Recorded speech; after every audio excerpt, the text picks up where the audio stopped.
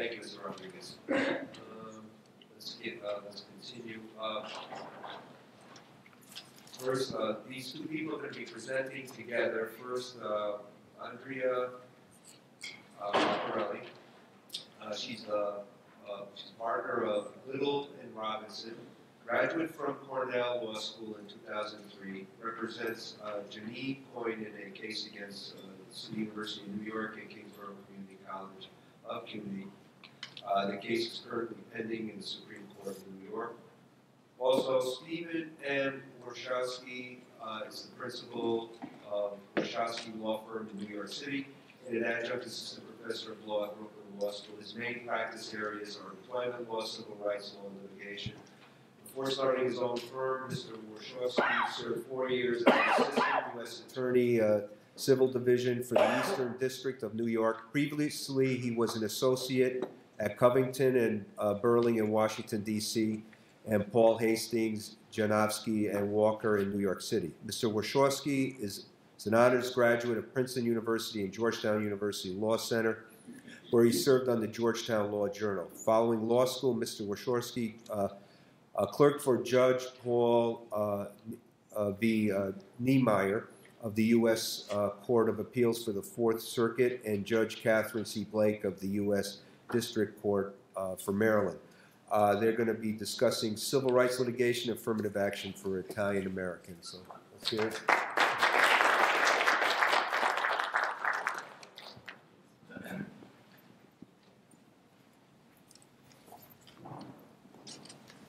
Good afternoon, everyone. It is a pleasure to be here. I want to thank Dr. Celsa, Dr. Gesualdi for inviting me. My specific connection to the subject of today's conference is I was the attorney for Maria Fosco in her employment discrimination lawsuit against CUNY. I'm going to give a very brief overview of that litigation and talk about some of the legal issues generally that arise in EEO litigation. And then if we have time after Andrea gives her presentation, we'll both be available for questions. So, as many of you know, Maria worked for many years at the Calandra Institute, where she rose to become the Director of Administration and Community Programs, and where she worked very closely with Dr. Celsa and Dr. Milioni and others on the 1992 lawsuit and the resulting settlement agreements, which you've heard about earlier today. Ms. Fosco's case begins in 2005, when the university pushed Dr. Celsa out of the Calandra Institute as part of its effort to remake and, we would say, pacify the Calandra organization, which, as you know, had been a very aggressive and effective advocate for Italian Americans at CUNY. And at that time, the university required Ms. Fosco to be included in the agreement that sent Dr. Celsa to the Italian American Museum.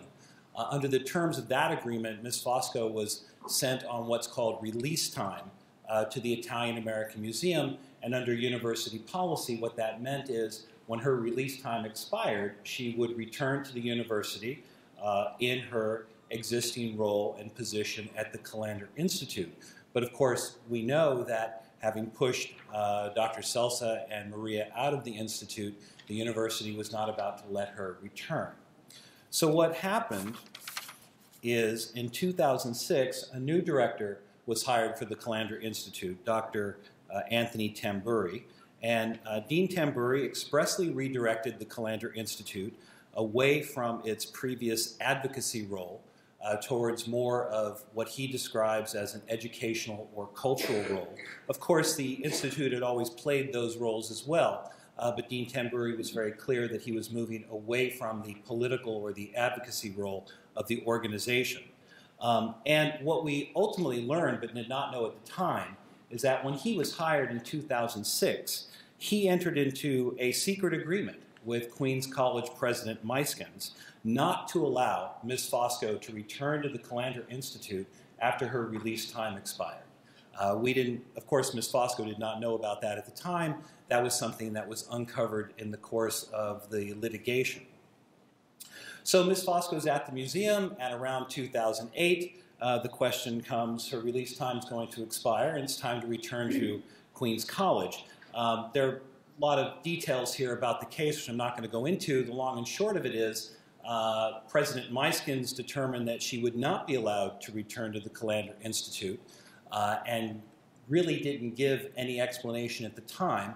And instead, she was placed in the admissions office in a newly created receptionist position.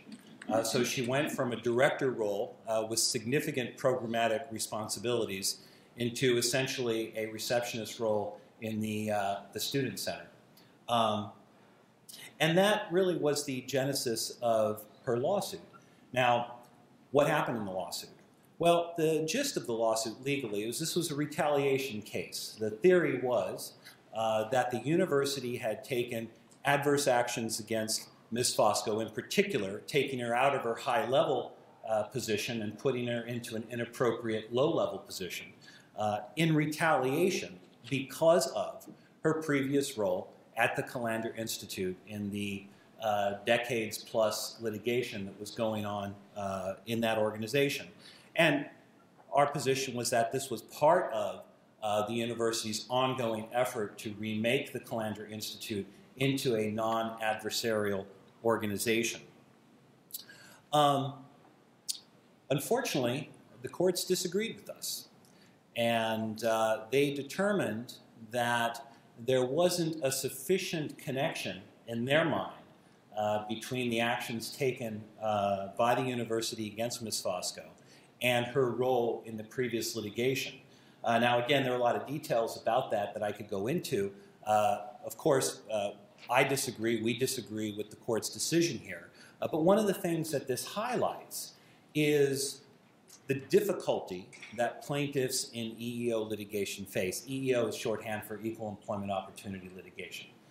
And generally speaking, let me just give a brief overview of the legal framework here, and then Andrea will be speaking further.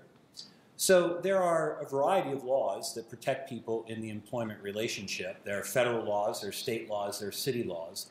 All of these laws protect national origin discrimination, and they also include anti-retaliation provisions. Anti-retaliation provisions basically say that if an employee engages in what's called protected activity, basically objecting to or opposing illegal discrimination, that the university cannot take adverse actions against that employee because of that advocacy. And of course, in this case, Ms. Fosco, both on behalf of herself personally and as part of the Calandra Institute, engaged in what the law recognizes as protected activity for actually over a decade. And we argued that as part of this secret deal, as part of the secret agreement to keep Ms. Fosco out of the Calandra Institute, as part of the effort to get Dr. Celsa out of the Institute, that what was going on here was the university was taking actions against its employees based on the prior protected activity, this advocacy. Interestingly enough, in this litigation, Dean Tamburi, in his own testimony, acknowledged that he was trying to move the organization away from its, quote, advocacy past, and that he felt that because Ms. Fosco was closely tied to that advocacy past, that she should not play a role in the Institute. Our position was that this was clearly a case of retaliation. Again, unfortunately, the courts disagreed with us. So what this highlights is, well, the facts of Maria's case, which of course we still believe in 100%, but also the difficulty that plaintiffs face in employment discrimination or retaliation context in bringing a case to court, in developing evidence, but then in persuading judges who tend to be skeptical of employment discrimination claims, of persuading judges to allow a case to go forward and give a person their chance for a trial before a jury of their peers. Thank you.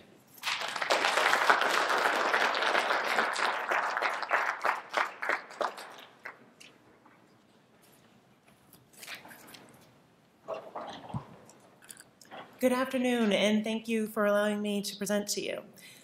As Steve was saying, it's very difficult to win a discrimination lawsuit, and often these cases are never heard by a jury, which the public may not realize. Instead, most of the time, a defendant in a lawsuit where the defendant is being accused of employment discrimination will make a motion for summary judgment. Basically, that motion is saying that the plaintiff does not have enough admissible evidence to prove her case, and a judge decides that motion. So with respect to what the case Steve was just talking about, a jury never heard that case. It was a judge that decided that a jury not be allowed to hear that case. So as a plaintiff's attorney, representing someone who believes she's been discriminated against, it's very important to engage tenaciously in what's called the discovery process. It's a very rare case where you're going to have a client come to you with direct evidence of discrimination. It's very rare that an employer is going to, for example, provide a letter saying you're not being hired because you're Italian or because you're black. Not only is it rare that a plaintiff is going to have that letter, it's rare that an employer is ever going to put that in writing anywhere. So the plaintiff's job and the plaintiff's counsel's job is to gather evidence through the discovery process. And before you even file a lawsuit, a plaintiff's lawyer should quickly tell the defendant's employer, or the employer who's about to be a defendant, to preserve evidence, to put the defendant on notice that you're going to have a lawsuit against you and you need to preserve all evidence that could have to do with this case. Once you file the lawsuit, the plaintiff is entitled to get certain discovery from the other side. And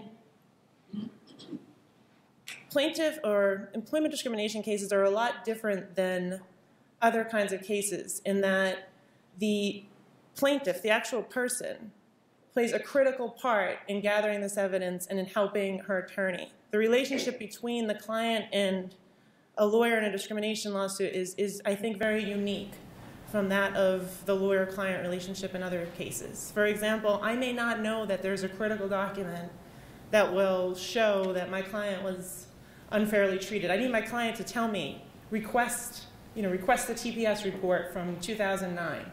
So when I'm doing my document requests, when I'm serving requests to the other side and telling them to gather evidence and produce it to my client and me so we can review it, I need my client to participate. So you can't really be a successful plaintiff, or it's the rare case where a person's going to be successful in a plaintiff employment discrimination case who's not participating actively with her lawyer. Now, once I get the documents from the other side, I need my client to review them and tell me, a lot of times it's not going to be on the face of it obvious to me why it's important. So you need your client to participate a lot. In terms of, in this day and age, a lot of evidence exists electronically. It's not on hard paper. It's in emails or even instant chats. So this poses a difficult situation for the plaintiff who, the plaintiff is the one that needs to get all this evidence. The defendant usually doesn't want as much discovery. We're the ones that have to win the case and gather the evidence. So when it comes to what's called ESI, which is electronically stored information, the plaintiff's lawyer and the defendant's lawyer are supposed to work together to come to what's called an agreement as to what's going to be searched. A court's never going to agree or never going to order a defendant to look through all the emails that were sent on a given time period to see if they have to do with this case and if they're relevant. Instead, the parties have to come to an agreement as to whose emails should be searched. And even then, you may have 3 decision makers. Okay, so most courts are going to say those decision makers, their emails have to be searched. But not every single email they've ever sent for 3 years. So it's up to the lawyers, and often it starts with, the plaintiff has to propose to the defendant's lawyer that certain search terms, it's called, are used to find relevant documents. I try to argue over and over again that this should be a very collaborative process where the defendant's counsel is looking through emails and telling me search terms that he or she thinks would be relevant, because how am I supposed to know that a certain nickname was used for my client? So I may not say, well, search, some derogatory name for an Italian would be applicable here. I might not know that my client was referred to by this nickname, so why would I ever tell the other side to search for it? But in any event, you come to an agreement for search terms. And there finally comes a point in time where the other side has produced these emails, and you're looking at the emails. A lot of them are redacted on the grounds of attorney-client privilege. I mean, you just have to be tenacious at every step of the way. When you get documents that are redacted for attorney-client privilege, you have to ask the other side, why are they redacted? Why are they privileged? You know, it's not just lawyers who were communicating on this email. It says that this email was sent by a lawyer to 6 other people. You know, it's up to the other side. The defendants are supposed to bear the burden of showing why it's privileged. But you can't miss fighting any battle in the discovery phase, or you could lose the whole case and never get a jury trial.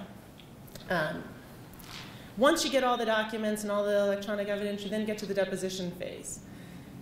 Under the federal rules, you have 10 depositions you can take, although a court may give you leave to depose more. So you want to depose every decision maker, but you also want to depose coworkers. And ideally, if your client can stomach it, you want her to be there in every single deposition. So if you have a client that's working, she's going to have to take time off and sit through, you know, tens of hours of depositions because her participation is just critical.